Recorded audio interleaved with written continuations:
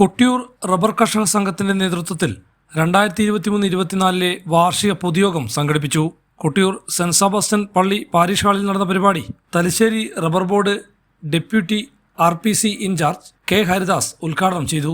RPS president CA Rajappan master അധ്യക്ഷത വഹിച്ചു.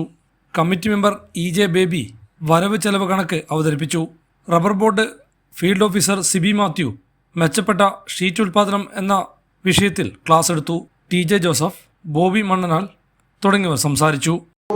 ഈ ഒരു പ്രസ്ഥാനത്തിന്റെ ഒരു എളിയ സംരംഭത്തിൽ പങ്കാളികൾ ആക്കണം. 100 രൂപയാണ് പുസ്തകത്തിന്.